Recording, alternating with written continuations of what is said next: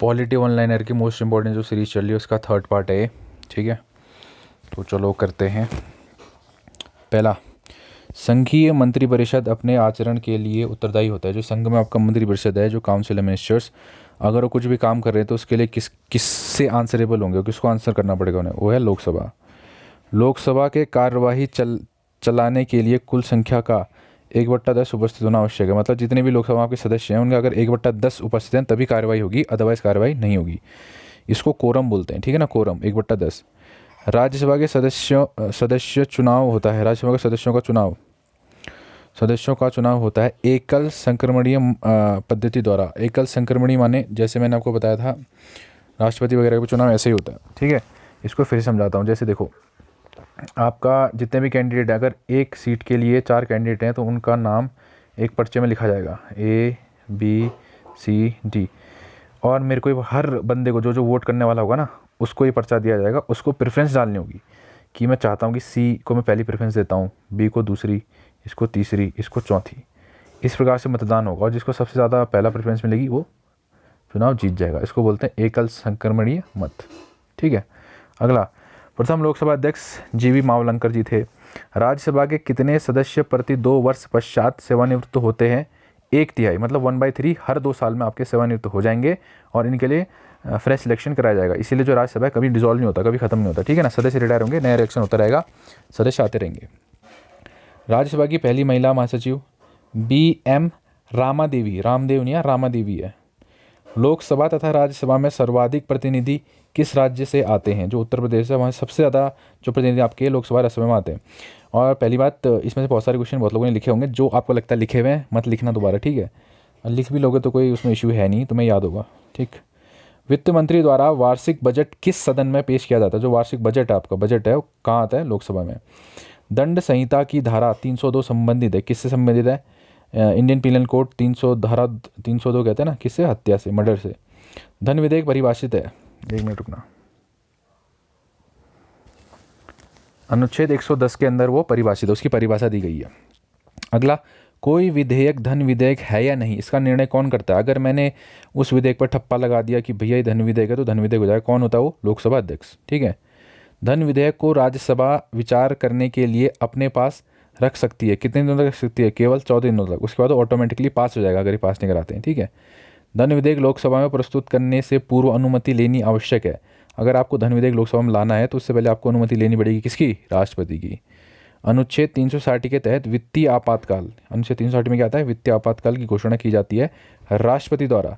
352 में आपका राष्ट्रीय आपातकाल आता है, 356 में आपका राष्ट्रपति शासन आता है, 360 में आपका फाइनेंशियल इमरजेंसी आती है, वित्तीय आपातकाल आता है। धन विधेयक प्रस्तुत किया जाता है, कहाँ किया जाता है? लोकसभा में। राज्यसभा में प्रस्तुत नहीं हो सकता, ठीक है।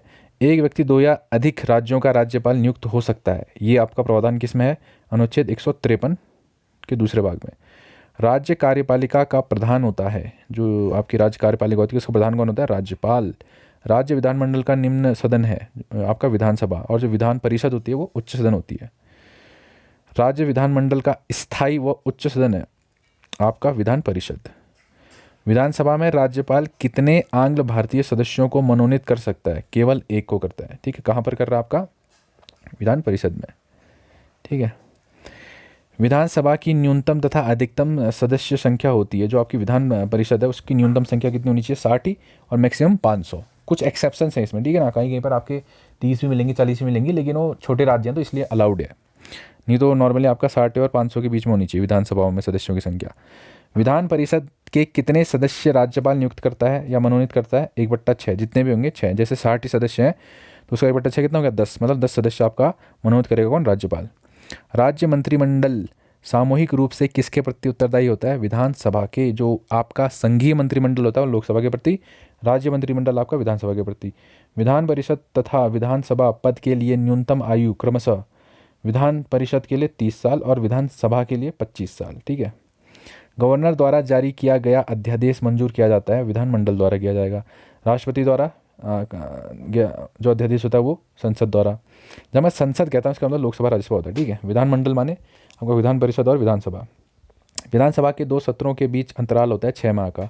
प्रत्येक राज्य के लिए एक विधानमंडल की व्यवस्था की गई है।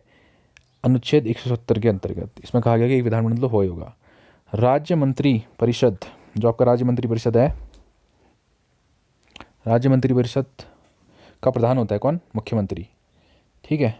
अगला लघु संविधान कहा जाता है, जो मिनी कॉन्स्टिट्यूशन है, किसे कहा जाता है? जो आपका 42वां संविधान संशोधन है 1976 में होता है, उसको मिनी कॉन्स्टिट्यूशन कहते हैं। क्यों कहते हैं? क्योंकि इसके द्वारा बहुत सारे चेंजेस किए गए थे हमारे संविधान में, इतने सारे चेंजेस कि इसको मिनी संविधान ही कह दिया गया। ठीक है। अगला संसद का सदस्य नहीं होने पर मंत्री अपने पद पर बना सकता है। अगर देखो हमने किसी को मंत्री पद दे दिया, अगर लेकिन वो आपका संसद का सदस्य नहीं है, तो कब तक? विद इन 6 मंथ उसको इलेक्शन जीत के संसद का सदस्य बनना पड़ेगा, नहीं तो उसको मंत्री पद भी खोना पड़ेगा। ठीक है। राष्ट्रीय सुरक्षा कानून पारित हुआ कब? 1980 में।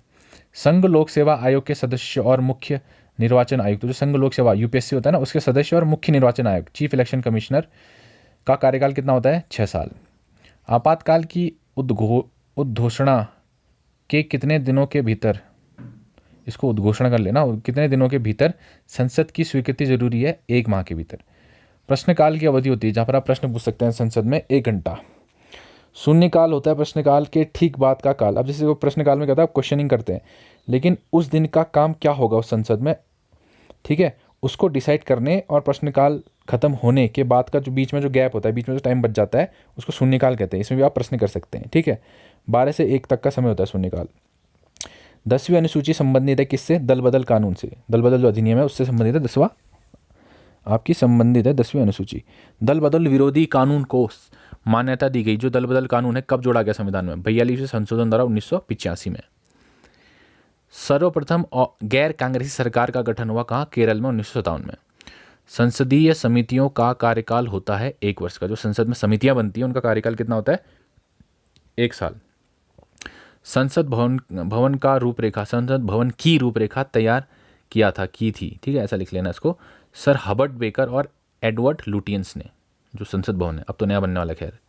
संसद भवन का उद्घाटन किया 18 जनवरी 1927 को लॉर्ड इरविन ने, जो इरविन थे उन्होंने किया था। ठीक है।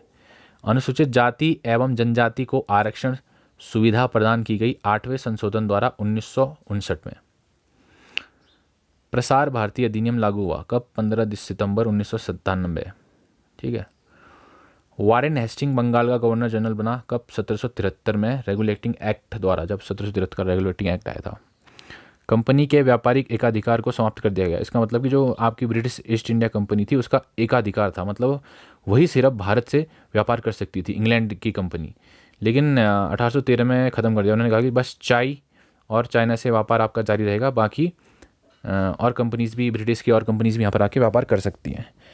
लेकिन ये अधिकार भी उससे छीन लिया गया 10 साल बाद 1833 में। कंपनी ने व्यापारिक एकाधिकार भी छीन लिया।